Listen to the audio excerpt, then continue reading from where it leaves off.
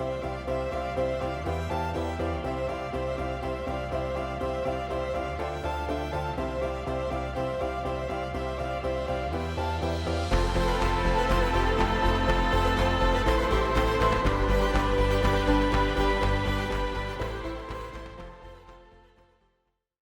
right, good evening.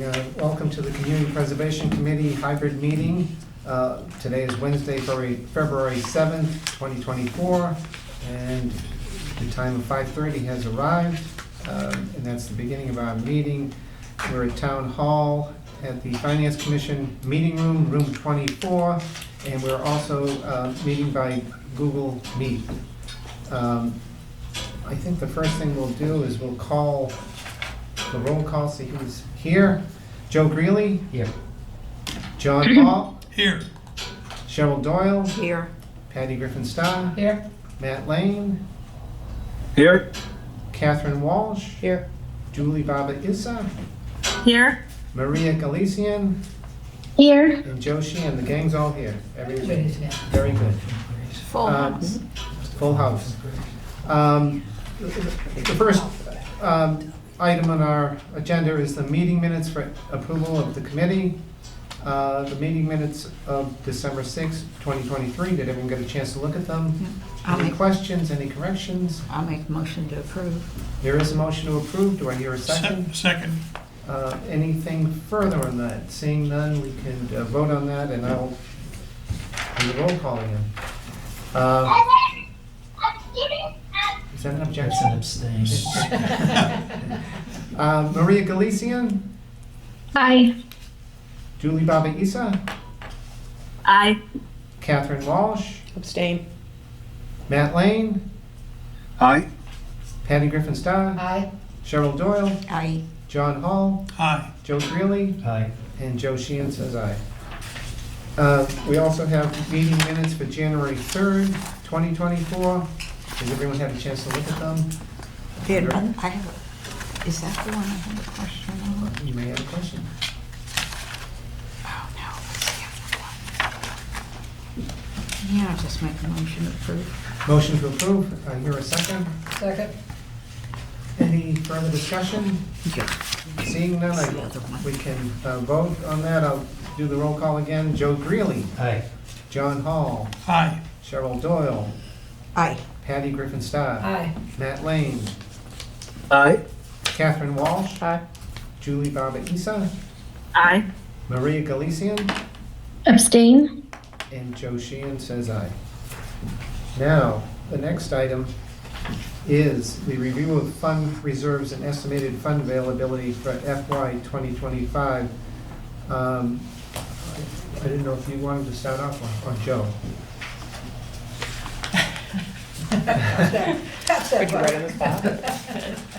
So the little PowerPoint presentation that was distributed is kind of the first crack at the estimated revenues for FY '25, using the same formulas and numbers from last year. So how we reached the estimated surcharge revenue is the actual revenue from FY '23 with the 2.5% increase, gets us to 831 on the surcharge side. And then we take the FY '24 estimated, I think to do the estimate, we took the FY '23 actual revenues and multiplied by a factor of 10%.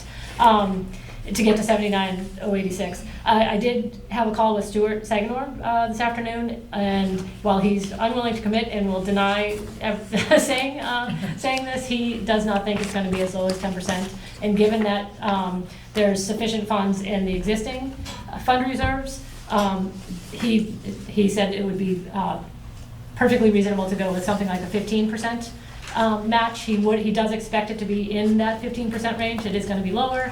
There are more communities now, including Worcester, and the surcharge revenues are going up for all the communities that are in CPA. But he thought 15% was very reasonable, especially given the fact that it will. You're not dipping into the FY '25 revenue because there's enough money already in the reserve fund account. So that was his suggestion, but for purposes of tonight, just to kind of demonstrate where things stand, and inform the discussion about which buckets you want to take project funding out of. I think it's reasonable to go with this setup.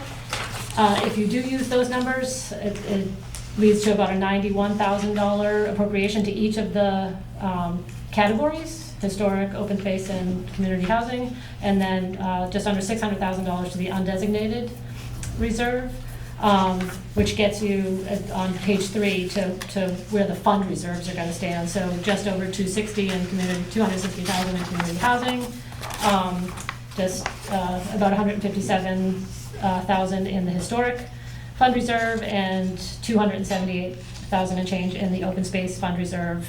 The remainder, 2.5 million, in the unrestricted CPA fund. So those are the numbers, kind of very conservative draft form numbers of what the budget looks like going into the project recommendation phase. So the page after that does kind of specify how much is being asked out of each of those buckets, and you'll notice that there's more requests than funds available within the fund reserve. So obviously, each of them are going to have to dip into that unrestricted fund. I talked to both Joe Greeley and Joe Sheehan about, you all have, in the past 7 years, have kept some amount of funding in each of the fund reserves. So that seems to be the practice that's been, that seems to have been your practice. And so whether there should be a discussion about, what that number should be, do you want to say, like, we'd like to keep X number of dollars in each of them, or it just might be a discussion before you get into breaking down the projects and breaking them out to where the money's going to come from. If that might be a conversation to have. Well, I think it's a worthwhile conversation. I don't know if anyone has any particular views on that, and how much we should be keeping in each. And do we need a lot? Do we just need a little? Do we just want to, keep a small reserve? Or how big do we want to go? Cheryl? Correct me if I'm wrong, John and Joe. Haven't we gone to like low to like 50,000 in them and just take the rest of it out, or did I not remember correctly in the past? Yes, John. I would concur with what Cheryl is saying. The discussion usually was the projects being proposed in that area could by themselves empty it out. We don't want to do that. And so we landed on amounts that, like Cheryl is talking about. And we had this large, unrestricted, which was easily able to make up the difference in each of the projects. Yeah, the unrestricted is quite large in comparison. So going that route doesn't seem problematic at all. It's nice to keep a little in each bucket, I suppose. I don't know, is there a reason why 50,000 works better than 100,000 or better than 10,000? Or I don't know. I just want to open it up, and if there are any discussion, 50 might be what everyone comes to. But John?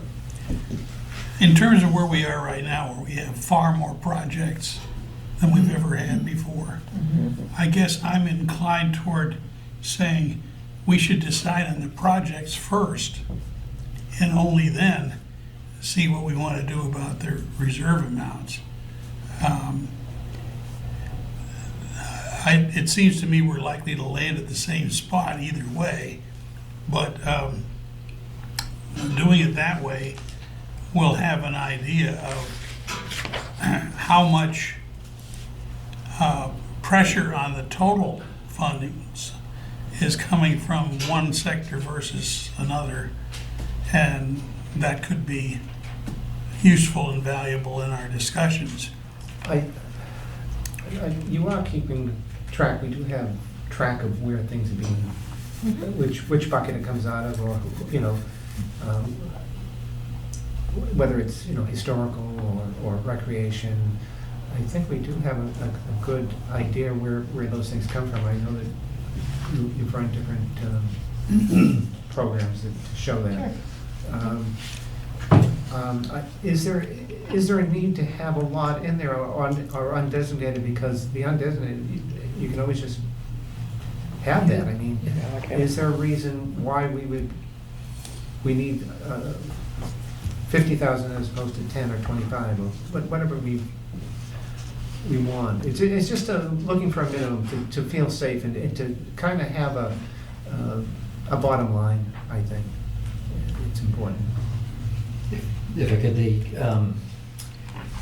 could, Kristen and I reviewed this yesterday. The last page was just an attempt to say if 100,000 was the number, and it could very well be zero. You know, there's nothing magic about the 100,000. The theory, correct me if I'm wrong, Kristen, but I know I think you actually had this conversation with Stuart at one point, but the recommended best practice or the recommendation is to spend down the specific reserves first, and then spend them down almost to their entirety every year before you dip into the unrestricted, because the unrestricted has more flexibility. Like if we were to have a fall town meeting, for instance, like if there was a piece of property that was up for sale and we went out of sequence and we had a fall special, if we had money in historical, for instance, we couldn't use that to put towards the property in question. But if all the money were left over in the unrestricted, then we had that flexibility. It's more, the only reason to keep money in the individual reserves is more past practice than really virtually anything else. I could see it going down. I for some reason, zero just makes me a little nervous. I could see going down to something like 10, just to say, and to say to town meeting, we have this, and this is, we try to keep just this minimum. And I think the unrestricted definitely has the flexibility. I think that's a big plus. And I don't think it would harm the things we want to do. I think it would enhance what we want to do if something came up, like a piece of land, or there was a particular project that really said, hey, this is an opportunity, let's go with it. And that's why I don't want it zero, maybe 10,000, I'm just throwing that out there. I don't know if anyone else has anything to say, but. Thank you. If I could just make a comment about your second point about reviewing the projects first and then circling back. The theory about reviewing the minimum reserve we want to have first before we get into the projects is, it really just saves time in this meeting. Because if we set the minimum bar, then it's almost a given that if we vote in favor of the project, X amount has to come out of the reserve, and then the rest of it has to come out of unrestricted. So it kind of eliminates a double having to go through the exercise twice, once for the project and once for the allocation of the money. That's all.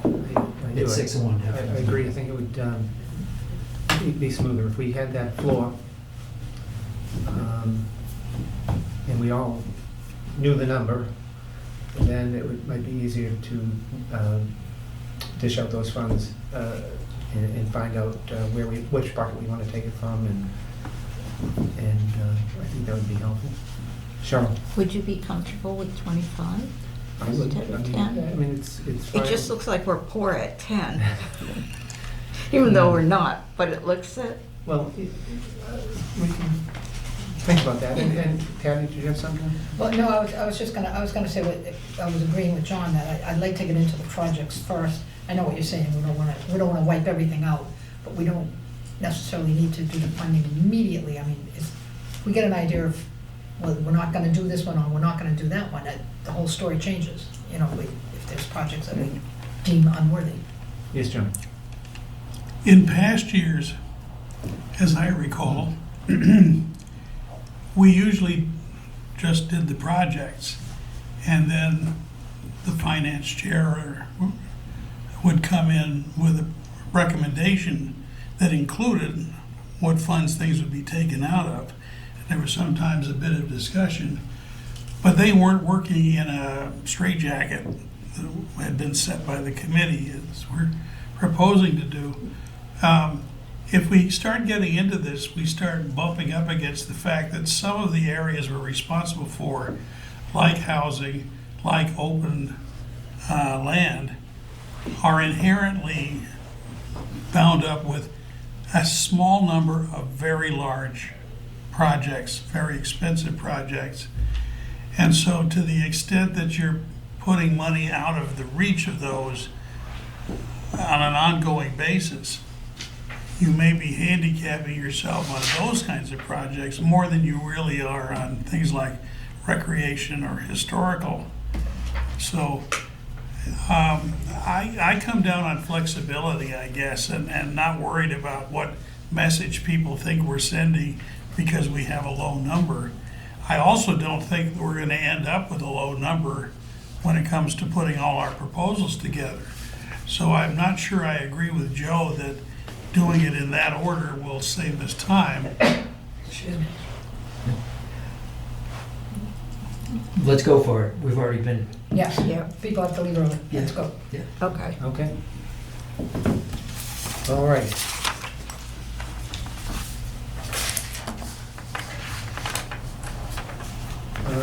Let's start off with the Washington fire bells. The estimated project cost is $60,000, and that is the amount that they're asking CPA funding for. We have had some, we've had a public hearing, and I think this was pretty straightforward as far as, I don't know if there's anything else anyone, any comments anyone has, or any ideas or questions, but if you do, go ahead, and I'll open it up to see what you want to do. Is it, Yeah, I was just gonna say, we've already paid to take it out of the Yeah. tower. I think it just makes sense to continue. Display it, Yeah, right, yeah. exactly, finish Yeah, it. but it's, Yeah. we've got it, it's, get it nice and. do you have a motion to approve? That's what. Second. It's a So second. the motions that, these last 2 years have been, you take a motion to recommend the project to town meeting, and then you cite the source where you want the $60,000 to come from. That is your call to make, not the finance department's. You all make that decision, so. Do we have to vote on? Two votes, I think. It's two No, votes, no, right? It can be the same vote. Yeah. Okay. But I thought we said we were gonna figure out projects and do funding second. We could even do that at a second meeting, it seems to me, unless we're running up against deadlines to submit the package of our requests. I think it's easy just to do it Do it in now? one. Now. Okay. One motion and to do it now. All right. Is that coming from historical? Yes. Or, Yeah, just wipe it out. Yeah, Just go go for for it. Mhm. Jeez. wipe out, Wipe okay. out. Okay, so motion to recommend 60K from historic. Reserve, yep. And that was by Patty and second by Second by? John. John. Okay. Any further discussion? Seeing none, I'll do the roll call. Joe Greeley, Aye. John Hall, Aye. Cheryl Doyle, Aye. Patty Griffin Starr, Aye. Matt Lane, Aye. Catherine Walsh, Aye. Julie Baba Isa, Aye. Maria Galician, Aye. and Joe Sheehan is aye. All approved, okay.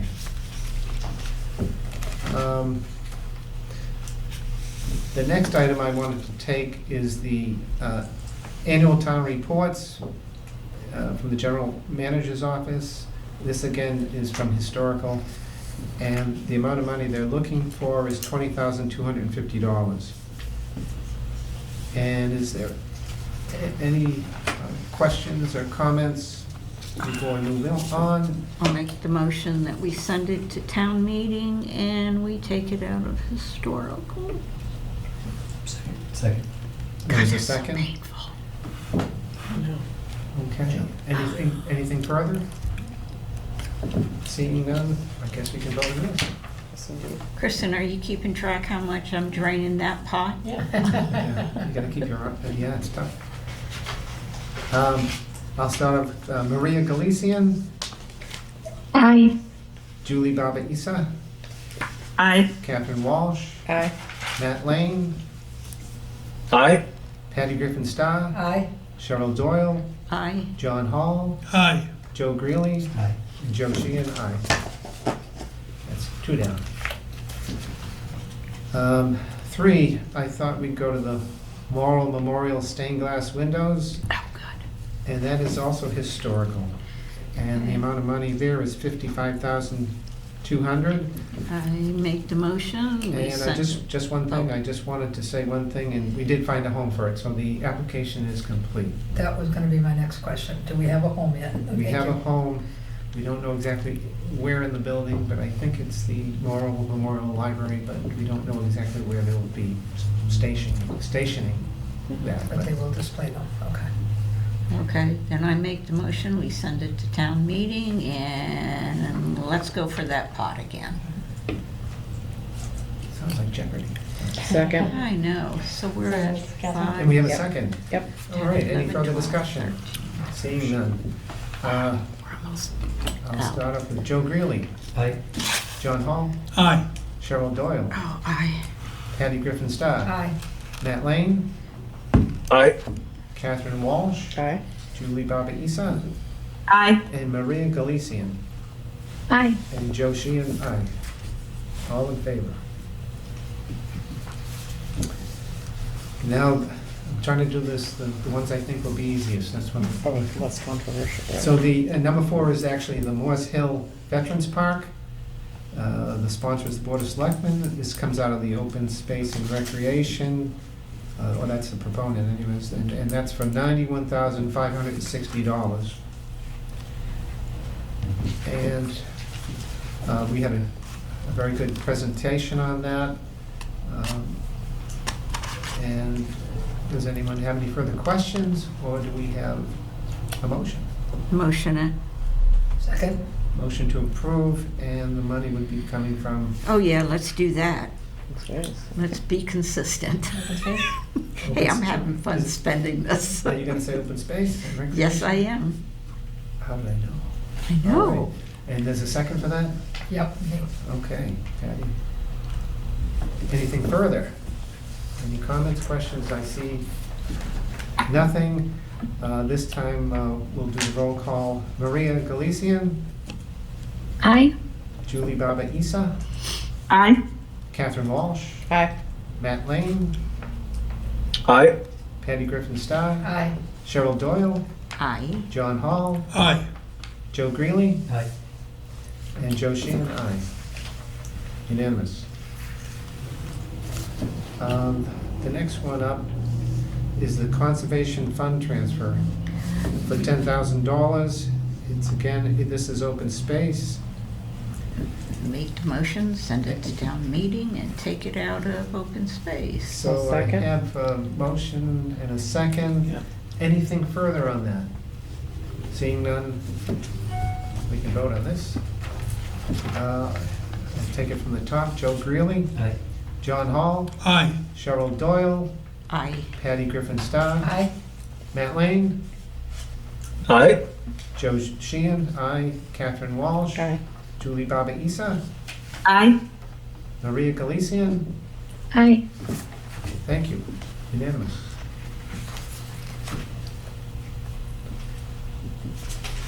Number 6 is the Memorial Hall benches. This is from the General Manager's Office. This is another historical category, and this is for $75,000. I got a question on it. Okay. Well, not a question. So at the Historic Commission's meeting, they have, these are their concerns.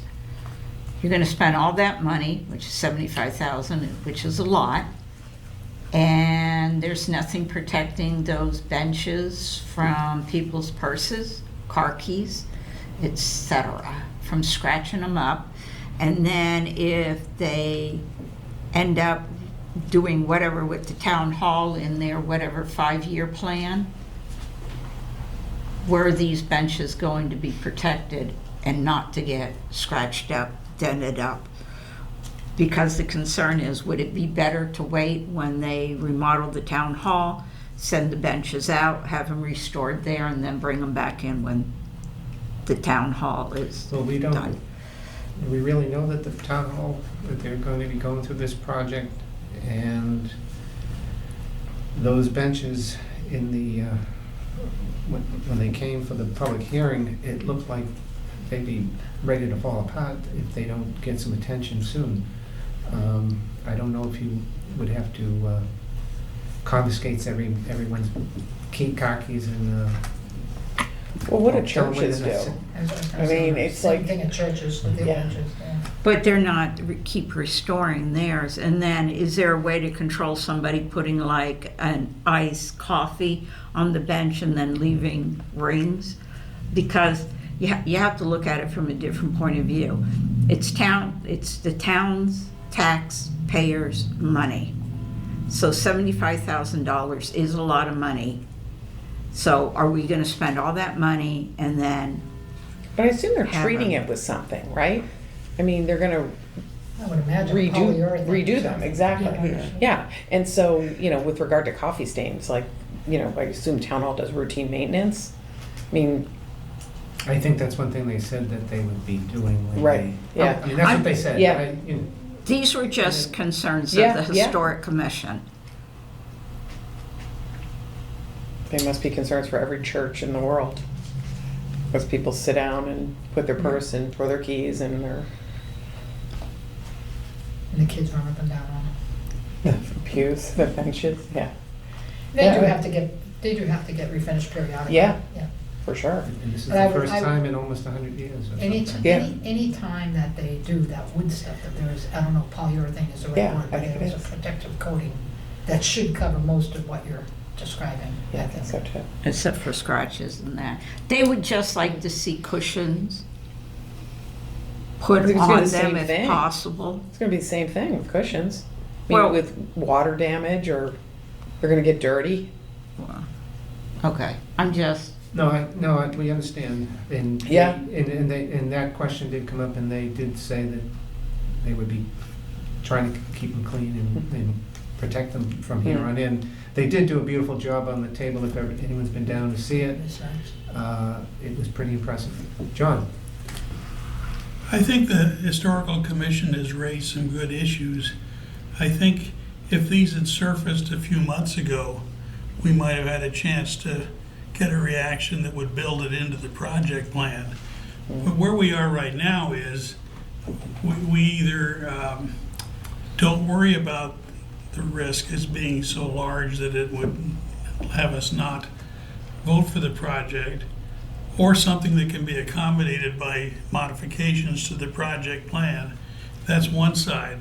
Or the other side is, we postpone it for a year with a very real risk, as the chair has noted, that they won't survive.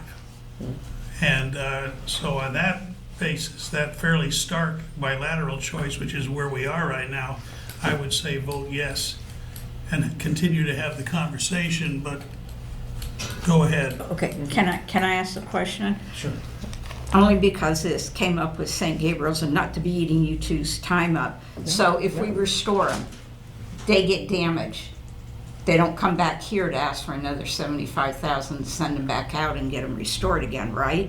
Because then that is maintenance on their part Right. from It is not maintenance. maintaining and protecting, correct? I think that sounds reasonable. It is Reasonable? Yeah, I do. Okay, And I then, think we can. in fact, under the CPC rules, Yeah.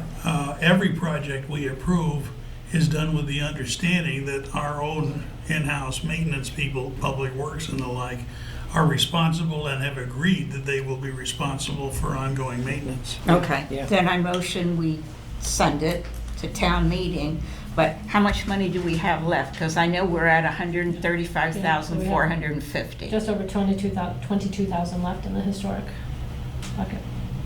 So, Well, we may have to go to, Can we go to Let's go to unreserved, Yeah. I unrestricted? believe that we makes can sense. just do that. That would be simple. Okay. And take it from one source. Yeah, Do you think since that it- would be? Yeah, because Okay. it's 22,000, I mean, that's painful. All right. You said 25, we're close, Cheryl. Yeah. And do I, so you're making the motion? Yeah, and Second. And we're unrestricted. having a second. Anything further?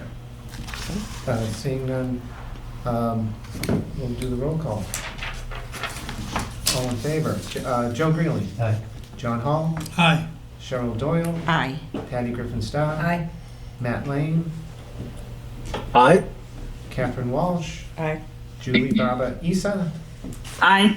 Maria Galician, Aye. and Joe Sheehan says aye. Okay. The next item up is the SHSO Year 2 funding. That's the, let me see, subsidized housing Service organization. service organization, okay. Shared housing. Yeah, that is the community housing. It's 14,000 this year. We had spent 10,000 on that before, I think, the previous Yeah. year. And I'm sorry, what was the amount again, Joe? 14,000 this Thank year. Yeah. And that comes from community housing, or we'll see, we'll see. It depends on what the motion is. So, anything further on that? I got a big mouth. I'll make a motion that we send it to town meeting and take it out of the housing fund. Yeah, Okay. good I'll idea. second. Brilliant. I'm just following through. Don't mind me, you guys. That's a good, I know, it's good. I'm just loving this money. Good thing it's not yours. I know. Oh, yeah, it makes it so easy. No. Everything's better when someone else is right, paying. so anything further on this? We have a motion and a second. I'm gonna take it from the top now. Joe Greeley, Aye. John Hall, Aye. Cheryl Doyle, Aye. Patty Griffin Starr, Aye. Matt Lane, Aye. Catherine Walsh, Aye. Julie Baba Isa, Aye. Maria Galician, Aye. and Joe Sheehan says aye. So, and that is coming from community housing, okay. And Can we do number 8 is the Oh. town hall artwork. I'm not sure if this is truly the easiest to the toughest, but I give it a try. Very well. Yeah. So the Yeah. town hall artwork from the general manager's office, this is another historical, and this is $100,000. Okay. And there was a change. There was a grant that was gonna be put toward this, Yeah. but it's going toward the design of the Chapel Street Park. And so it's coming from there, so this gives us $100,000. Cheryl, do you have a? Okay, so the Historic Commission has concerns on this. One, because the lady who had come out and was looking at our artwork says they weren't desperately needed to be restored or anything, they just needed a cleaning. Number 2, there is nothing stating what other artwork, this is just a lump of artwork without actually knowing where this money is going. And then the concern of the Historic Commission, again, is you're gonna take these down off the wall, and then if you restore the town hall, you're gonna take them down again. So how many times are you gonna move these massive pieces of artwork that could actually wait and not be done?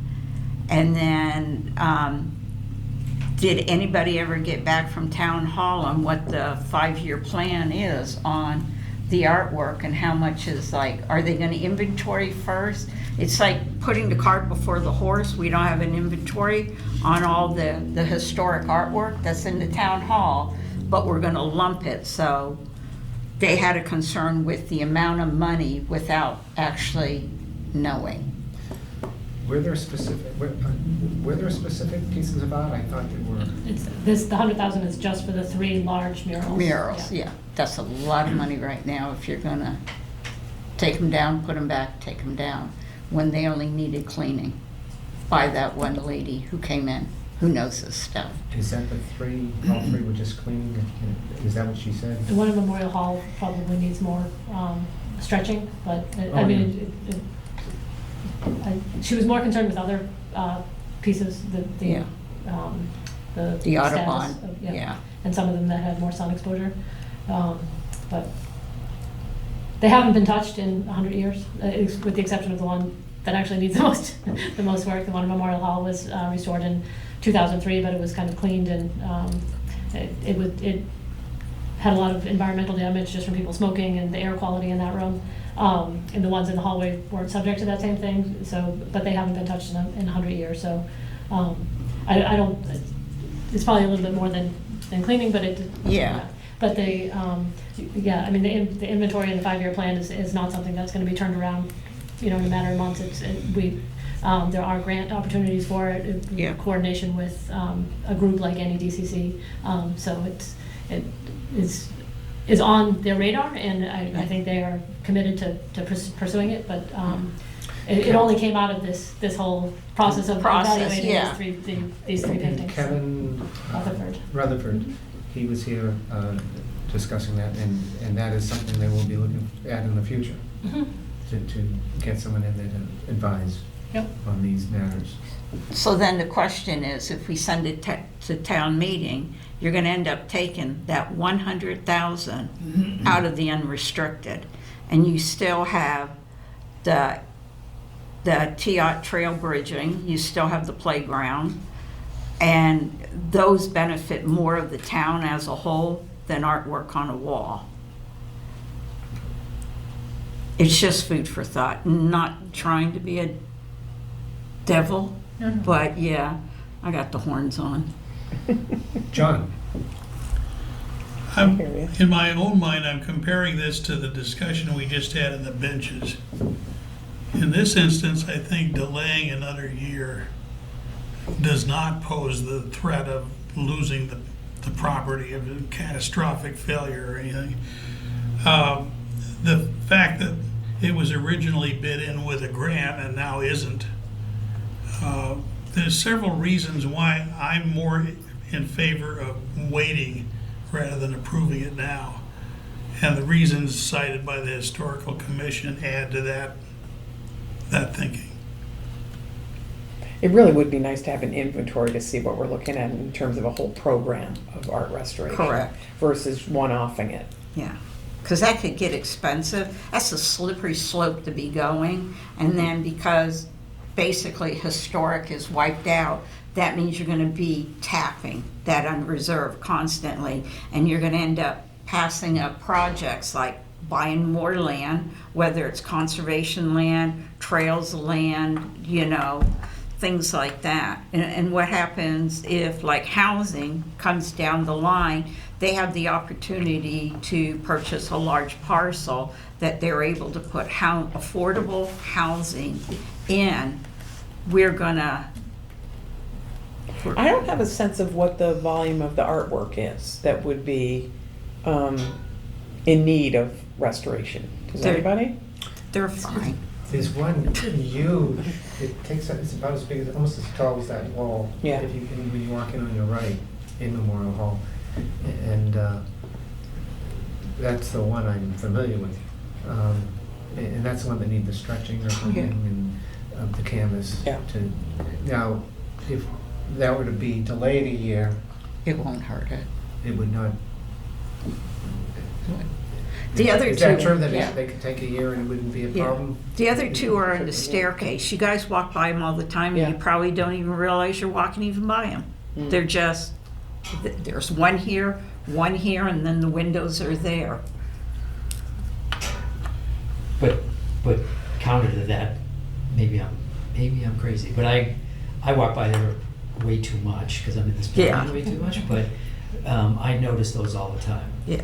And those three pieces, the one in Memorial Hall and those two pieces on the stairs, they're the most. I look at those as maybe the most prominent pieces of art in this building because it's kind of the focal point. People walking in the building all the time, and they might go to one office, and that's it, and then they leave. Yeah. But from a visibility standpoint, I would think that those three pieces are probably the most important of the art of all the artwork in the building. That's my own opinion. You actually have a template of an Audubon piece at the top of the stairs, dead center, that has value. And it's not on the list. John? In terms of the importance and value of all of these art-related things, I come down, as a version of what Joe is saying. I think this is important stuff, and collectively it becomes even more important. I think the town hall has potential to be like a museum for tourists if it's handled well.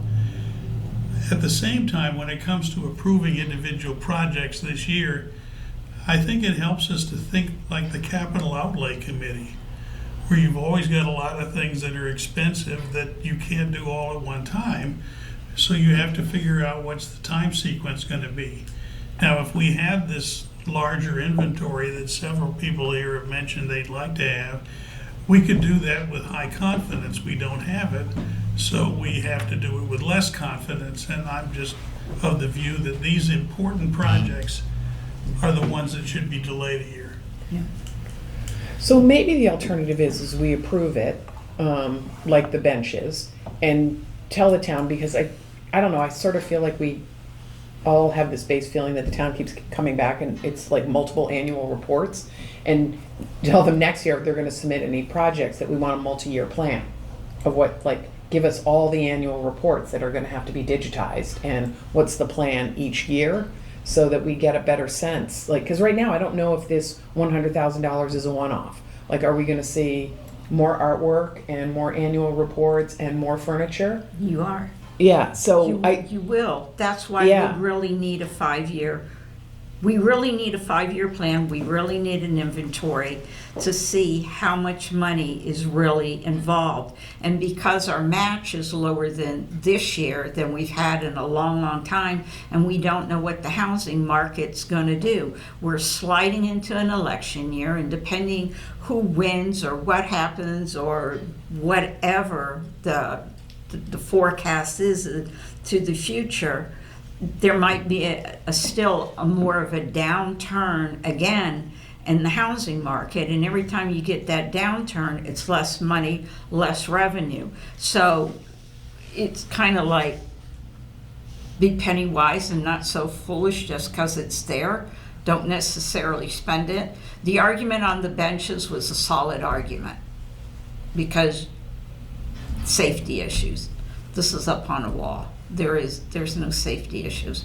There's no harm in waiting 1 year.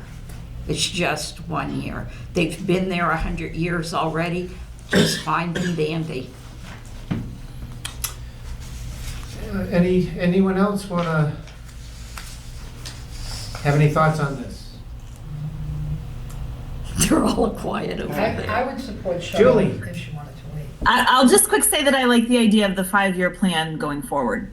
I don't know what to do this year, but I do think that going forward, that makes sense.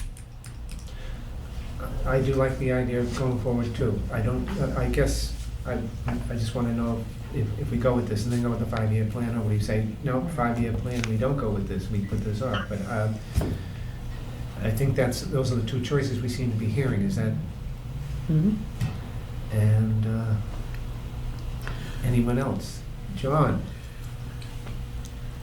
If we go with this and then say 5-year plan, our leverage for getting a 5-year plan has just been greatly reduced. Yeah. Exactly. So well, to they me, won't that's get any future funding without it. well, I don't think we have to be that threatening. It's more like we had to decide how to fill our budget responsibly. This didn't make the cut. We love the project. We'd like to see it come back. We'd like it even more if it came back as part of a 5-year plan. We know we can't compel that, but you should know that that's become an important part of our discussions. That's fair. Okay. I'm going to make a motion. We don't send it to town meeting. Okay, and just as part of this discussion, I think, Kristen, you said we have administrative funds to offer to get an expert in, or if not that, the town manager's office would have to do something to that effect. Yeah, if you're gonna create a plan that's gonna inform your decisions, you can expend administrative funds for that purpose. And that is something, I guess we should have some discussion with the town managers, and, well, if, you're right, if you're looking for leverage, if we say no, then, and then we say this is why, and this is what we're looking forward to in the future. And we'd like to discuss it with you anytime, what we can do together on these hard issues. Okay, So, I will second Cheryl's motion. Thank you. okay, that motion. Can I just chime in real quick? Sure. So, Joe, am I getting an echo in there? No, you're fine. Oh, okay, good. Because if so, I would have kept it very short. Oh, no, you should have You said can that. go on. Yeah, then there's Go an on. echo. There's a big echo. Okay. Here's my preamble. No, yeah, I don't disagree with what Cheryl is saying or the idea of a 5-year plan. I just feel like it's pretty late in the game to ask this particular applicant for that information, because I feel like maybe we could have asked this a few different times We did. up until now. And did we ask? I didn't get that part. It's- We did, It's in the minutes. We have asked for a 5-year plan, and we did not get and one. we didn't get one. Well, There again, we go. they're making efforts, it's just, it's not, I think the issue is they need to do an inventory, and they need to understand the condition of each of the Yeah. pieces in their collection, and that's not gonna happen in 2 months or 3 months, it's a long process. And there are grant Got funds, it. there's grant monies available to do that, and potentially some administrative CPA funds as well, so the feedback that I've gotten is that they're very open to doing something. It's not something that can be turned around on a dime. So we Yeah, can wait. no, I think I just misheard maybe for a second, but if that is the case, yeah, I would agree. I think that it's not a bad project, but the world's not gonna end if we don't fund it this year. Correct. Joe? Maybe just a point of information or a recommendation, but this could be something, it's not an emergency, but this could be something that we say, bring it back in the fall. Like, don't wait a year. Oh, yeah, I think that's. Some future town meeting, it doesn't necessarily have to be an annual town meeting. That way, that gives them basically 6 months from now, gives them 6 months to Yep. work on the study and come back to us with their recommendations. The thing about a 5-year study is it's right one day, and then the next day it's wrong. And that comes from years of sitting on the capital outlay committee, for example, but like it's never solid, it's never set in stone, it's subject to whatever happens the next day. Yeah, but we do have an inventory of artwork, an inventory of annual reports. It's sort of a finite thing, right? The artwork in the building? It is what it is, yeah. Yeah, we don't have Yeah. an inventory, but you're right. Right. Yeah. I think if we just convey that we're thinking like the Capital Outlay Committee is a multi-year planning body on this set of issues, and some of us, particularly Joe, are knowledgeable about what that can and can't do for your planning. So they shouldn't worry that we're going to overreact to what they leave out or what they include. But we've reached the point where there are enough projects coming in of enough size that we really need that long-range perspective in order to make sound decisions. And this is one of those sound decisions we thought was to hold this project over, even though we love the project, Right. but just not for this year, or at least not for this meeting, as you pointed out. Yeah, I like how you're framing it. I think that's very well said, John. Yeah. Sorry, not to go back and forth on this, but I will. I think it's a great idea, the 5-year plan gives us that visibility and it sets the priorities going forward. But if we're gonna say that on this project, we need to be more of the mind to do it from all departments, if you will. Concur, yeah, All sponsors, yeah. all advocates need to keep that in mind, rec department, everybody. So Yeah. we need to move to that. Kristen and I talked about that 3 months ago or 4 months ago, that we're getting momentum and the Yeah. project requests are getting larger and more projects, more money. So we need to be of that mind, so, yeah.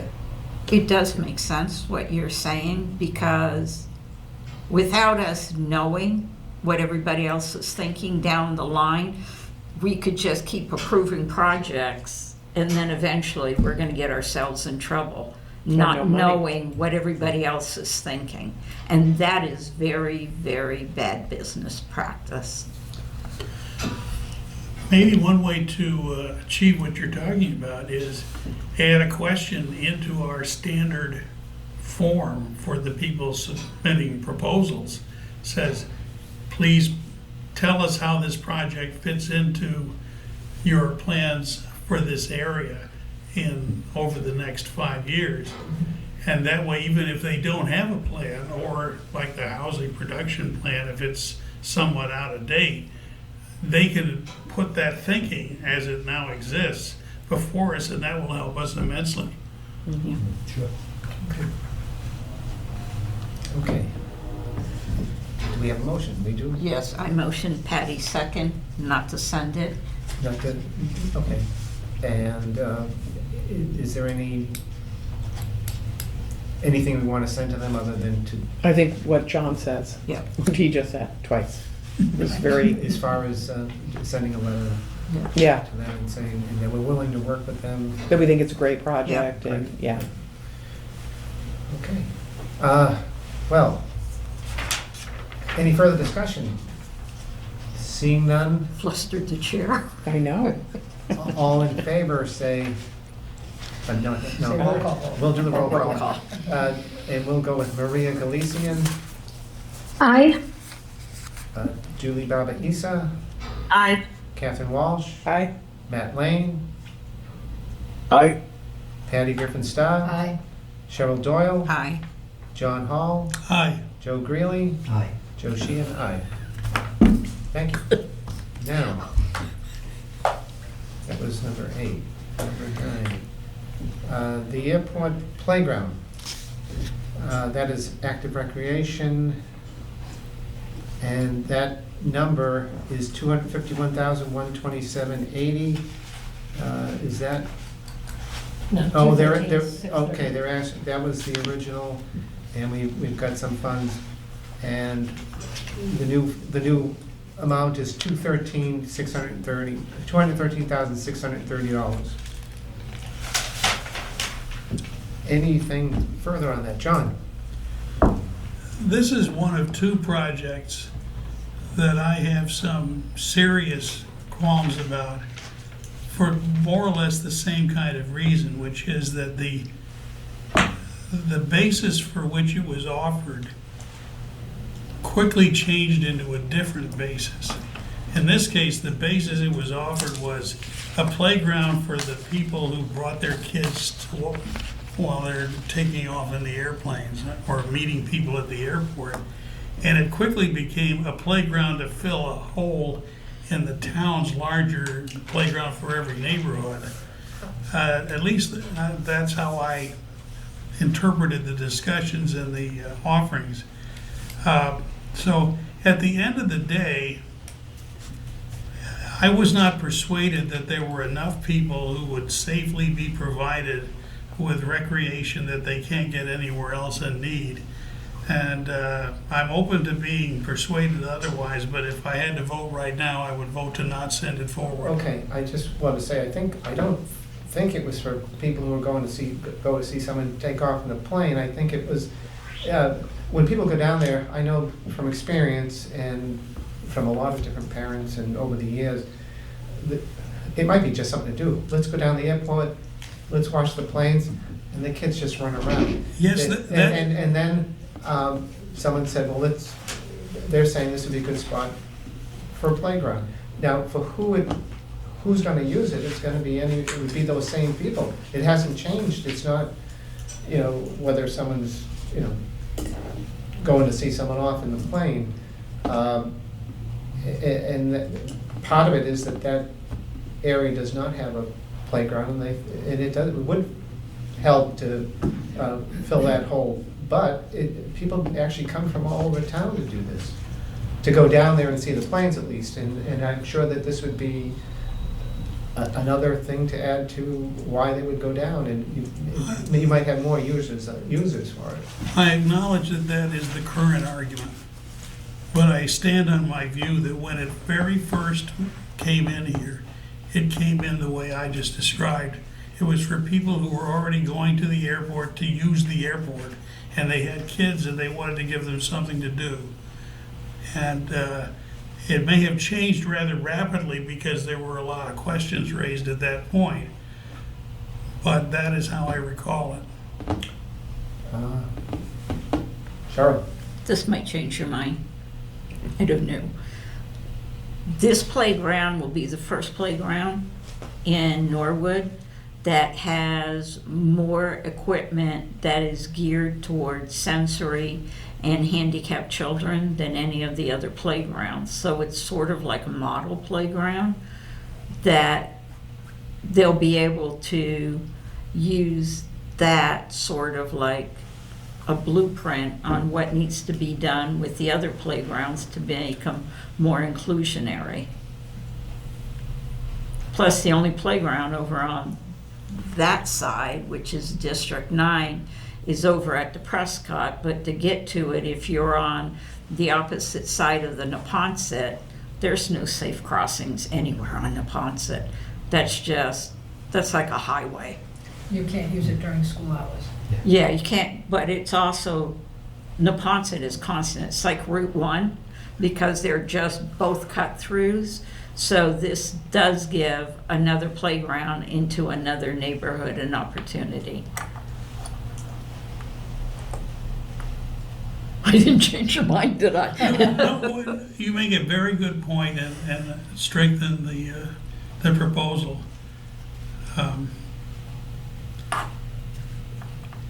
And I'm not gonna be the one holdout if everybody else is already fully sold on the thing.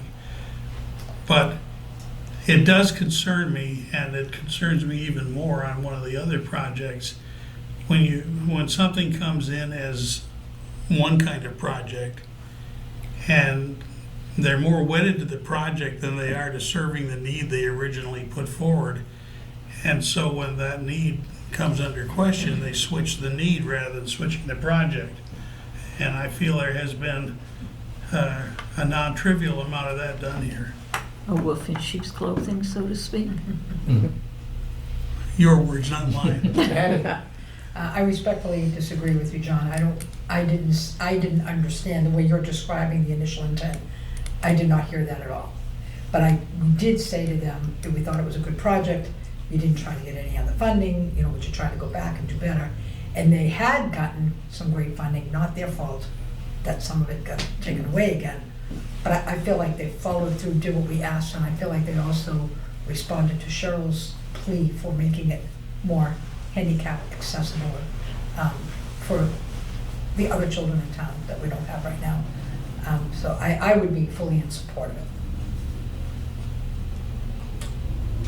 Anything further from anyone? Well, I think if we're going to approve it, you made the comment about it being ADA accessible, and I don't think their original plan showed that. They said they were going to look into alternative equipment that could do that. So I think a condition of the approval is that we see the plans before it's installed to make sure that they're following through on their promise to do that. That's a good argument. I believe you did mention a number of things that they were adding Yeah. that were accessible. So, anything further on this? Do we have a motion either way? I'll make a motion to approve with the funds. Do we have enough funds in recreation? Nope. No, it's a 213 ask, and there's 177 left in. 177 left. How about 150 from recreation and the remainder from unrestricted? I'll second that motion. Thank you. Anything further on this? Seeing none, we're ready to vote. I'll start with Maria Galician, Aye. Julie Baba Isa, Aye. Catherine Walsh, Aye. Matt Lane, Aye. Patty Griffin Starr, Aye. Cheryl Doyle, Aye. John Hall, Aye. Joe Greeley, Aye. and Joe Sheehan says aye.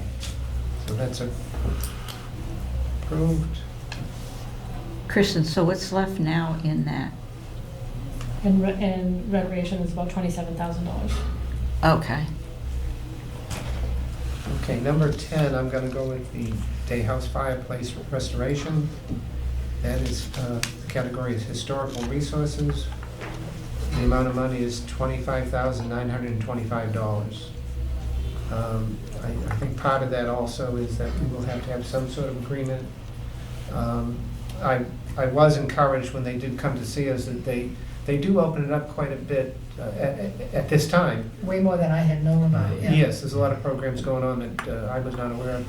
And I think one is the 3rd grade that goes up there, and apparently, I'm aware of where my daughter lives, that there's a historical house they go see, and it's the same thing, 3rd graders. So it's part of the curriculum, is that how they do it? Right, it is, yeah. For 3rd graders throughout the state. So,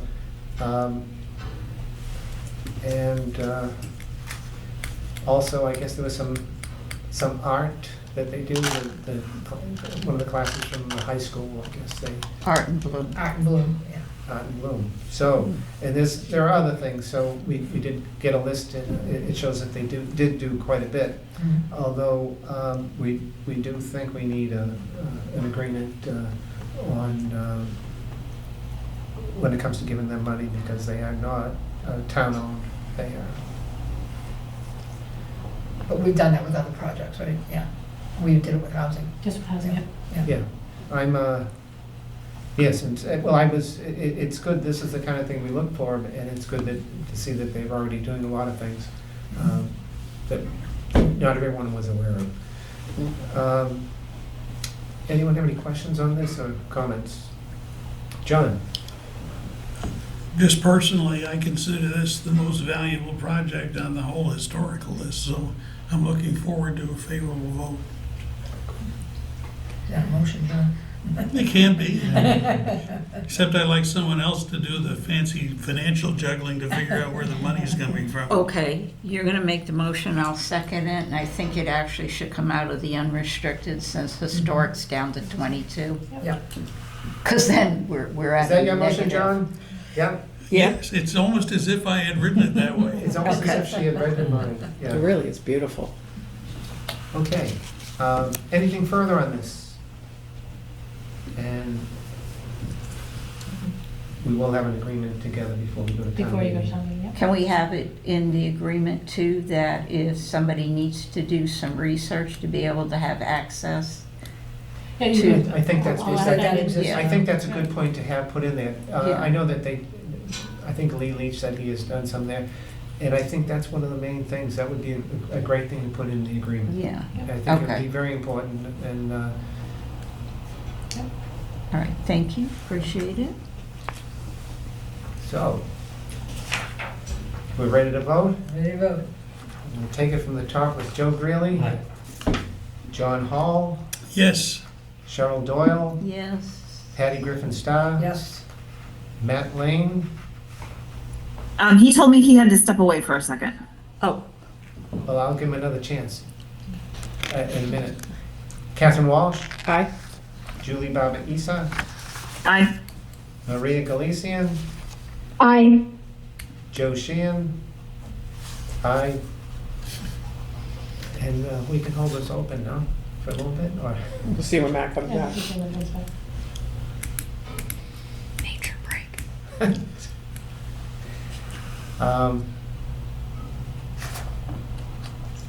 I think we're down to 2 after this. Nope, 4. Oh, we did the playground, right? Fire We did the Yeah. playground. yeah, and the housing. Only 2 more to go on this.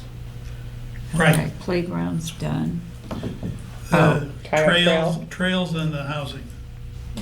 Okay, While we're waiting, just a point of information about the agreement with them as a, like a non-municipal entity. Is it safe to assume that the onus is on, from an expense standpoint as far as our expense is concerned? Like if we have to get a lawyer involved or any other resources, that's something that comes out of, is that the operating? Yeah, it would, Administrative?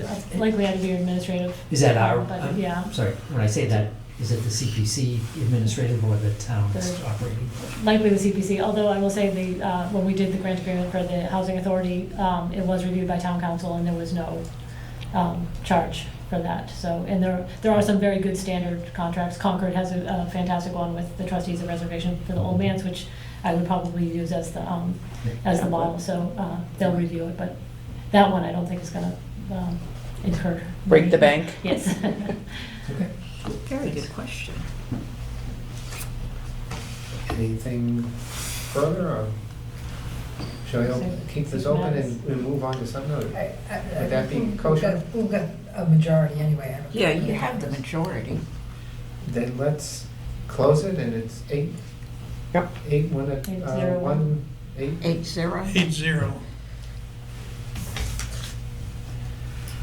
Oh, the next one is the Teot Trail bridging.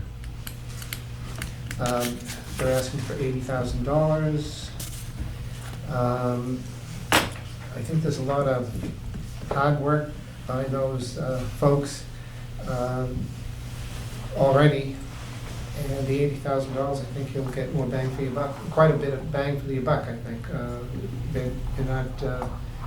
They're not just dishing it out. I think everyone's chipping in and doing a lot of work, and they're getting a lot of other volunteers, perhaps the scouts sometimes and whoever. So it looks like a very worthwhile. Is there anyone who has anything else on this? Any comments?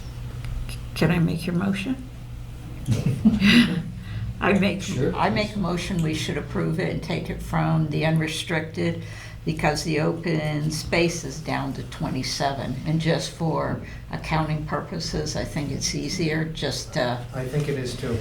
yeah, and then if they happen, because I know they have a lot of volunteers and a lot of help and everything else, and if they have any money left over, it would just go right back to the unrestricted without trying to figure out a 50-50, whatever. I So it like keeps that. it clean. It does keep it clean. So, Nice. and we expected Joe to work extra hard and get money back to us anyway, right? So, We'll do our best. yeah.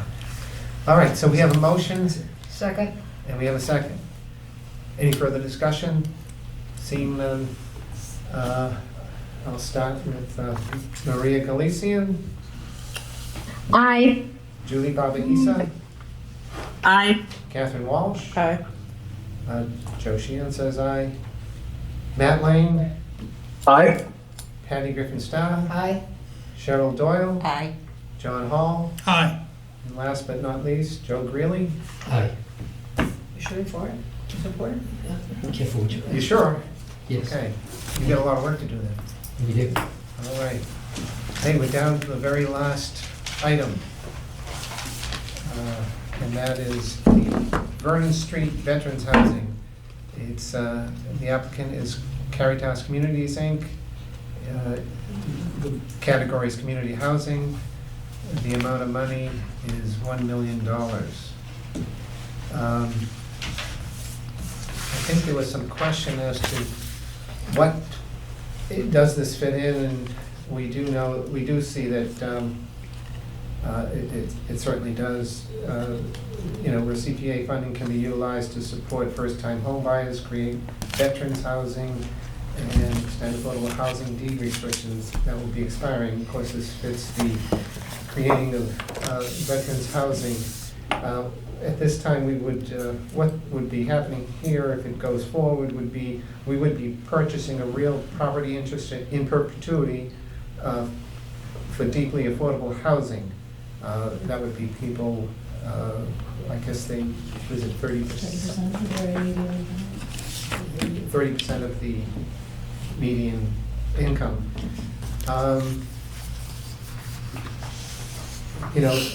This says we can create affordable housing for persons with special needs, veterans, elderly. I have seen that we have housing for special needs. I don't think we got involved with that, but I know of some places where that is taking place in town. I think when it comes to elderly or senior housing, that is something that I believe the federal government was very much. Norwood Housing Authority partnered with a private person for the special needs. Yes, yeah. Jack Roach? Yes. Apartment, yeah. Yeah. And the senior housing, I think a lot of that, That's Norwood Housing Authority through, some is state aided and some is federal, combination of both. has it been a long time since they've done anything big with that senior Well, housing? well, we're doing something big with it from us. No, besides- Manhattan Street. As far as building more, no, we haven't, we have a waiting list, of course, but, we don't have property that we've been able to purchase and build. And of course, the other thing is, what's in front of us now is for veterans, so, Can I ask a question, John? How does this, if this were approved, how does this affect two different things? One is our percentage that we need for affordable housing in town, and the other is the new one, brain dead. It's really Yeah. Thank you, 3A, near the That- municipal. the second one, the 3A, is outside of the area along the tracks. Oh, It's- it is? It's not part of that. That area really is along, it really is right along the tracks, the way it's. Wow, just up the street is out of it, huh? Mhm. Okay, Yeah. I didn't know that. Yeah, so for that, and the first part was. So the first part then, how would it affect, so we have to have a certain percentage of affordable housing in town. So if that were going to be, say, 20 units for veterans versus 3 units for families, how does that affect, is it the property or is it the No, amount it's of the people it units. houses? It's the unit, so. Yeah, I think all 20 the- units, They would be Oh. 20 units, sorry. Yeah, go ahead, Matt. No, just like what Chris was saying, all the units would count towards the town's subsidized housing inventory list, their SHI list. So, yeah. Okay, thank you. Yep. I think we made it with the 1.5 area, but we're not up to the 10%, but I think we're covered. But, yes, John? Yeah, that's right. But I think one of the goals from the planning department is to try to get above that 10% threshold. So I think this certainly helps. I just wanted to point out too that there are certain services for veterans, you know, you've got veterans hospitals, you've got the, what is it, in Chelsea, what did they have, the Oh, that's- soldiers' home, and they don't say, where are you from? If you're eligible to go, you go. If you have to go to the Veterans Hospital in West Rockford or wherever, they don't say, no, you know, we didn't build it for you, because you're outside our area, you're welcome. So I just want to make that point, that these people have served, and I just want to have that in mind. John was first, I think. I'm not making a motion, I just have a question. Okay. I'll let John go and then you. We got a couple of emails from Tony Esco that I think make some excellent points. We don't have a homeless veteran problem.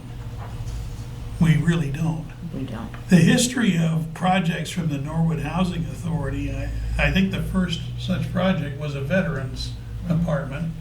And it came at a time when you could legitimately argue that most of them were first-time buyers and that they were first-time setting up families. And that set of circumstances has not recurred since and is unlikely ever to occur. The combination of huge numbers of veterans who had come out of their parents' homes before becoming veterans and were now ready to start their own lives as returning veterans. We don't have a population like that. And most of the arguments I've heard are arguments that would work as well for anyone else who needs affordable housing. We've had people who've left Norwood who were valuable members of the community because they couldn't afford to get housing that they needed in order to stay. I can't see this staying as veterans housing for very long, given the mismatch between the need and the conditions of the housing. And so while I feel to no one, and my hope that we will get more affordable housing. It just seems like this one there's a conflict ready to happen. I imagine Tony's memos have been discussed at Yeah. the Housing Authority, and perhaps you can, No, they weren't discussed at the Housing Authority, but, I mean, they were just sent to this board. But the Norwood Housing Authority does give veterans preference to all applicants at Washington Heights. They definitely get preference. Oh. So that's still considered veterans. well, veterans' preference is one thing, veterans only is another. And I got the sense that this was veterans only for most of it. Mhm. And I think that swims against the tide of what Norwood needs. Well, this is in perpetuity that we would have the affordable housing, but you would next, and then Go ahead, Julie- let Julie Julie, go. go ahead. Her arm's gonna get tired. Yeah, so maybe Patty can answer this question. If veterans are given priority for Norwood housing, I've heard that there is a very, very, very long wait list at the Norwood Housing Authority. Is that correct? Yes, So I'm kind of assuming that if veterans are kind of funneled into this building, then perhaps that would then free up other apartments or condos or housing units at the Norwood Housing Authority. Is that kind of a possibility? I don't think I don't think the two are the same thing. Or I guess not free up, but just the veterans wouldn't be able to like hop the line in front of someone else who needs it. You know what I mean? Correct, yes. Could I ask a clarification point to you, Julie? It sounds like she's saying the ripple effects of having this property would be that people who might otherwise have been trying to jump the line at the other properties are now being served directly. And even if it's not open to anybody else, the anybody else's are all in line back at the other properties. Right, So their needs get met indirectly. yes, yeah. That's exactly what I'm saying, John. I think my point is that obviously there's a huge housing shortage in all of Massachusetts, and definitely in our area, rents are out of control, mortgages and rates are out of control. So I guess I'm just thinking if maybe this need is met here, and it to me is in a really great walkable location to a lot of services and public transit and everything like that. If this need is met here, then possibly it will help, funnel down or trickle effect, whatever you want to call it, to other areas and benefit everybody, not just veterans. I would say that argument addresses my concerns. Okay. I have a piggyback question, but I'm also going to ask, so on jumping on Julie on Patty's statement, there's no guarantee that these guys will take our veterans off the list for housing and put them over here, is there? Because isn't this a lottery? This is a lottery, yes. So they could all just stay over on that list and not even get picked up over here. Well, Correct? It's an income eligibility scenario that's a little bit different than the Housing Authority. Yeah. This is 30% of it. I'm not sure what it is at the Housing Authority, what the income and if there's an income test, I believe there is. It's similar, yeah. So it's 30 in the 30% It's- ratio. I think we're, for the veterans housing right now, I believe it's 80% of the Area median. median is 80%. Yeah, Yeah. So this is 50% less than, so people making yeah. So they're not substantially even, less than that. so this doesn't help it. And these particular units are rather small, right? I They're- mean, their they're efficiency, efficiencies, their yeah. efficiency. They're studio Yeah, which apartments, is yeah. fine, but if it's not giving relief on that end and then doing what Julie thought it would do, get some of the veterans off the list to move others up, but they don't meet the qualifications. And if yours is 80%, this is 30%, it's a wash. So then, I don't know that I mean, there's clearly a need, and I guess I'm just gonna speak to Tony's email as well about the whether, I spoke with Teddy Mulvihill, and while he said, yes, we don't have veterans on the streets in Norwood, that's because if people hear about them, they call up Father Bill's, they call up the shelter in Boston, they make sure that there aren't any, there are people in need of homes. There are not veterans on the streets, there are homeless veterans in and around Norwood.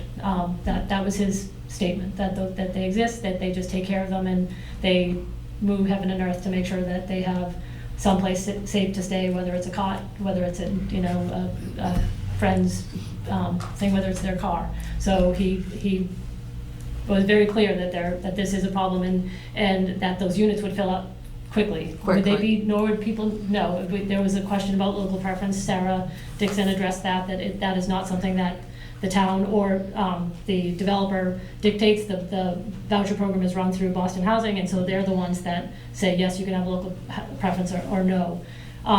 The reality is that the purchasing this property is going to be close to $2 million, and they're asking for $1 million of that. The whole project is closer to $6 million. So, and it couldn't be used. Tony mentioned maybe we could do families.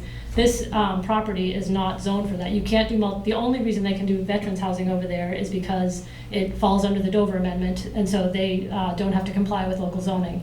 If you wanted to put a regular housing development in there, you would have to go before, you'd have to comply with the zoning code. You couldn't get 20, you couldn't even, well, it's not even clear that you could do multifamily in there, it's zoned commercial. And then the last piece, I was talking to Stuart about this today, and his concern is on the broader scale. There's a lot of concern about the lack of creation of affordable units through CPA. Most of the money has been used to restore, which is great. That resources have been used to preserve housing authority units, but that was not the intent of the statute, and there is growing momentum, I guess, in some circles. He mentioned the Boston Realtors Association as one of them to make changes to the way that housing is funded because units haven't been created. And as you all know, there's a big push on the state level for more housing. And so whether this becomes a victim of it or becomes usurped to then create units and takes it out of your controls, it's not clear. But there has been so little creation of new units, and this is actually creating units. And he just spoke to the fact that they see so few of these. People call him all the time about what's happening on the housing front, and so when he hears 22 new units, and he also just spoke to the fact that it's really hard. It's really hard to do affordable housing, and so you have to have all these pieces come together. You have a property owner who's willing to wait. He's waited over a year to make this project happen because he likes this group. They've been around since 1985. They are clearly committed to providing this kind of housing and the services that go along with it. You have the CPA potentially to support it, and you have I guess a town infrastructure that the building department sat down with them and said, how can we get 20 units in here, or how many units can we get in here? And they went from 17 up to north of 20. So it's rare that all these elements come together and actually lead to a housing creation project. So okay. I'm glad I hoped to put that in writing to Tony. I haven't had a second to do it, but that's the feedback that I'm getting from the veterans agent, from the coalition, from the planning department. So no, that's good clarification. But I did have a question for you. Sure. How much money's left in that unrestricted right now? It'll be if you funded everything and you already decided not to do the $100,000 for the benches, there was going to be $1.5 million, so there'll be $1.6 million left. If we fund this $1 million. Okay. We've never borrowed money, have we? No, we try not to, I guess. Okay. Who's up first? Who's on the trigger? John. I think this has been a very useful conversation, and anytime we try to turn it into a bilateral either or kind of sorting, we get into trouble. But I still think Julie's larger point is still sound, that if you add housing for people of need, even if they're restricted, even if it attracts a lot of people who are not currently Norwood residents, it's like giving the balloon more room to expand. It's going to be direct, indirect, or whatever. It's going to be some help to Norwood's and the state's needs. I think we still believe that veterans are people of good character, and we wouldn't mind convincing some of them because they found it convenient to live in Norwood for their first location, that they might want to make that a permanent thing, and as they acquire families and the like. So I'm still persuaded, based on mostly on Julie's argument as it has mutated moving around this table, that this is a project that we should support. Okay, and just one point, they use the term homeless, Tony used that. Is that, what would be the best characterization of these folks? It wouldn't be that they're homeless necessarily, right? I mean, It's a veteran. Yeah, I think there's a technical definition of homeless, and I think it's having experienced 3 or more instances of homelessness in the past calendar year. I think that's actually the criteria that they're using. So it's someone who stayed in a shelter or who, during some kind of intake, has indicated they have been homeless. but in this situation, are you, how would you how would you characterize, we don't know, right? I mean, if you can. Well, I would assume they'd be coming from a shelter, maybe a veteran's shelter. Okay. I can back up what Matt is saying from what I got involved in when I was still working, which is the community is not comfortable with the term homeless as a description of a person. They're comfortable with homelessness as a day-to-day experience. And if it has reached a certain fraction of the year, then you become a person whose needs are not being met enough for the larger society to take an interest and try to help. Veterans displaced. Joe? There's no question that this is that there is absolutely a need for this. It might not be, as we've talked about, it might not be solely a Norwood need, but I believe this is one of those things where if you build it, they will come, and that they are definitely in need of something like this. My friend wasn't a veteran, but I've had a close friend who spent the last 4 months homeless. And I've seen kind of the impact of that, and it opened up a new world for me that I hadn't had firsthand experience that close to. So the fact that these or any other project could take people off the street and give them a roof is an absolute benefit to this. I think so that having been said though, and I think to what Kristen was talking about, I think if we could present this as kind of the tip of the iceberg, and how do we foster more of this, that maybe the next time around it's not veteran specific, it's something else, and let's try to broaden our horizons and find a partner who can come in maybe in the next round and present something different. That I just want to say that's the first thing I thought of, this particular model, that you put up some of the money and they're taking care of the rest of it. There was no other cost to us as a town, at least, that, and they're going to have a lot of state money and vouchers and so on and so forth, and they're going to have services, and they seem to be, once we've put up the seed money, it's a good amount of money, but with what a home would cost, it's not, and you're going to get 22 units out of it. It's quite a lot of money. It's a big bang for the buck. So, We've been dying for housing projects since as long as I've been on here, right? This is great. Other towns might follow suit too. Yeah. Somebody's got to go out the gate. That having been said though, getting back to Patty's question, but this would be a perfect option, and I kind of kicking myself that I didn't formalize this, bring actual numbers to this table, but this would be a perfect option, an opportunity for us to look at borrowing. And when I say that, we don't have to make a decision tonight if the body is open to borrowing or deferring our decision on this project until we can look at borrowing. But just doing real quick, the math, if we approve the whole million tonight, it's roughly 40% of what we've got left. After having done all the math on all the other projects we've talked about tonight, it's about 40% of what we've got left.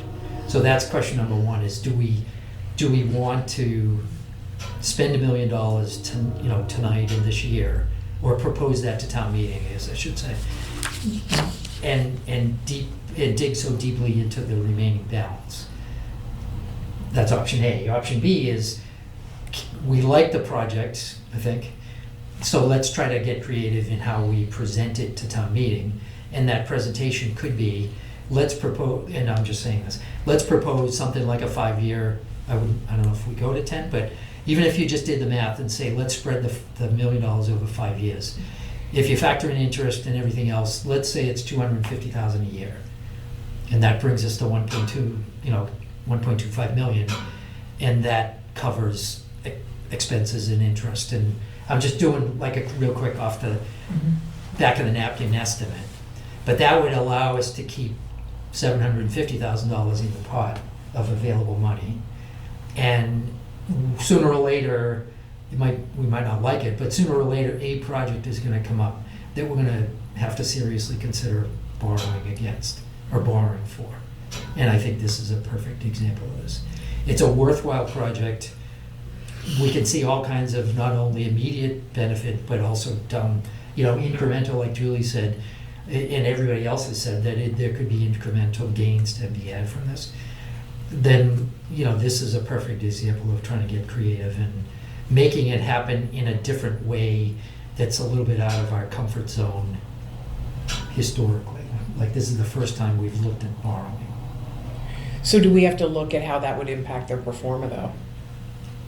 Right? No, they get the million, they get the $1 million straight up. Oh, okay, and then we do it, I see. So You would get a bond. Wait, they would get the $1 million, but we'd be paying all the interest on it, yes. plus So the $1 million. The town will be borrowing. Yep.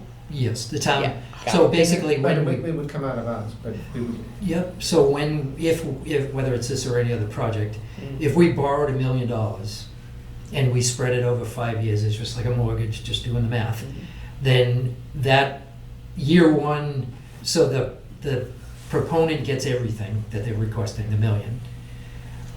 If we spread it over 5 years, we would only take 250, call it 250, out of the current pool. And then in years 2 through 5, future revenue, like next year's tax revenue, would be paying for the next $250,000. So it's just like your mortgage.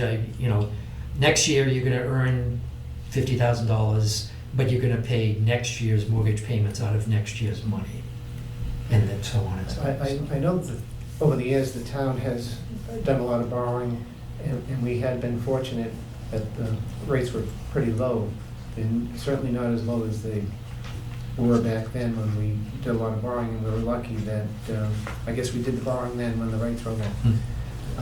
Right now, they're up a little. Some say they might be a break. They might go down a little bit.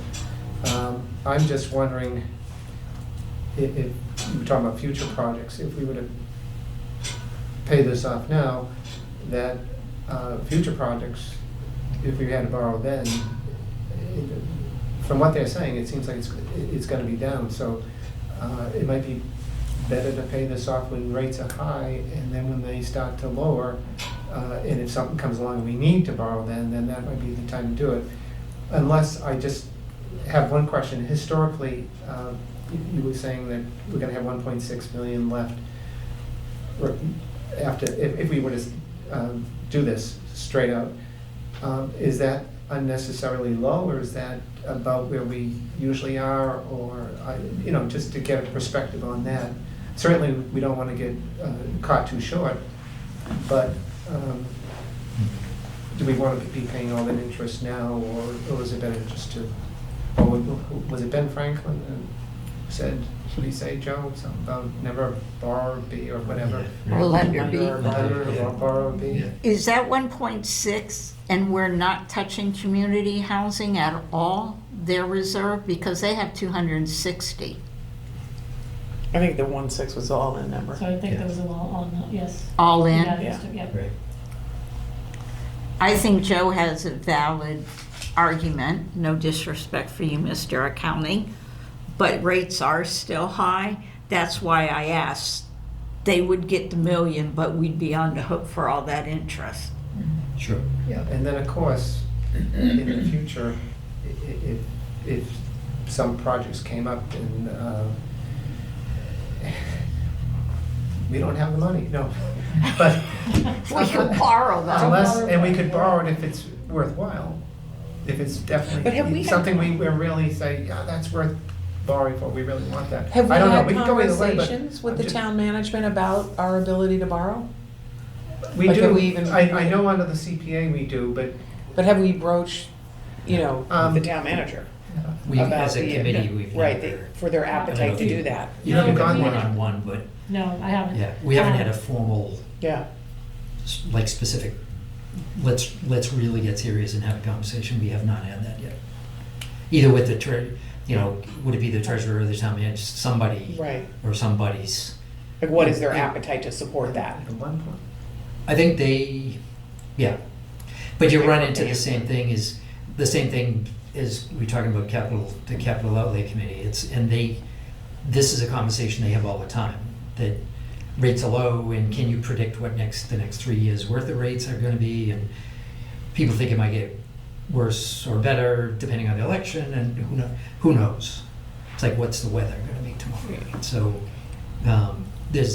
you can try to predict, but really all we know is what we know today. And to Cheryl's point, it is higher than we've experienced. Yeah, if we send this, if we're all in favor, send it to town meeting, I would feel comfortable, even though they'd be left with the most. I would take 200, at least 200 out of community, and then do the other 800 out of the unrestricted. I think that would be a fair way of doing it, but John, you have a? Yeah, I have no problem with Cheryl's motion if we go that route, but I wanted to talk a little more about Joe's proposal. I come out of a family where the idea was you don't borrow money unless you absolutely have to. You can't get the thing you need, like a house, without doing that. In this instance, if we buy the whole thing right now, from Kristen's calculations, we could do another one next year and not worry about it. It seems to me like we're not in the position where borrowing is necessary. And so my family tradition is that means it's necessary not to borrow. I buy into all the arguments about interest being dead money, and I also remember this movie where you had one of these guys who swooped in with hostile takeovers, and he was rhapsodizing about debt because his phrase was, it tightens. And what he meant by that was, it discourages people from spending money on anything else. And to the extent that that's true, is that really the atmosphere we want to have here? Can I make a motion? Unless you want to chat. Just to that last point, Let's all leave the chat a little bit open, Yeah. and then we'll be ready for you. I was okay with everything except for the last analogy that, like in this case, if we're saying, if the flip side of borrowing, if the alternative is to pay it all now, then we do in fact have less money available for everything else. And people would be, luckily, hopefully the flow of requests will continue at the pace that it is, because we're picking up momentum. But I think next year, if we spend this million and we're left with 1.5, 1.6 million, if another really valid beneficial project comes forward, then we might not be able to fund it because of this action we're taking. But then we Or we could discuss borrow borrow it, that we borrow, Sure. we discuss what the options. Right. And remember when Mr. Thornton was on the board and he was running the numbers on the length of the borrowing? This is what it'd be, this is what it'd be, this is what it'd be. If and when we get to that point, because there is going to be a when, we could have the numbers ran for us on what it would all be. And they have to leave, so, One second. On that, the 1.6, is that before what we expect next year? That's inclusive of the estimated revenue for FY Okay, '25. all right, just. But then for FY '26, you would have another almost million dollars Okay. coming in. Is there anything else to be said? Is anyone ready for a motion or not? I'm ready. I'm ready. okay. Sure. Okay, I'm gonna make the motion that we send this to town meeting, we take 200,000 out of community housing and the other 800,000 out of the unrestricted. Second. We have a second? Wait, with all the things we need. The agreements. The agreements attached into it, okay. I just wanted it as a matter of record. No, that's great. Thank you. And we have a second. Anything further on that? We have talked to, enough. Okay. Let me start with Catherine Walsh. Aye, thank you, thank you. I can't see. Is that a, Yep. I didn't hear you. Aye. Aye, Aye, okay. yes. I think it's a great project. Okay, see you guys. Joe Greeley. No. Okay. John Hall. Aye. Cheryl Doyle. Aye, Patty Griffin Starr. Aye. Matt Lane. gone. He had to go pick up his kids. Joe Sheehan. Yes. I already had Catherine. Julie Baba Isa Aye. and Maria Galician. Aye. Thank you. Is there anything else on our? We've got the We meeting finished. scheduled for the rest of the year. And maybe we could, I have not done due diligence, so I would like to send my comments, if I have any, into Kristen, and we can, everybody else, I think, could do the same if they haven't already. Okay. That we could just, in terms of the schedule, John, yeah? If we schedule the next meeting, and then we can take it up at that. Okay. What is the next meeting? Sorry. Schedule? Might get shut down at town meeting.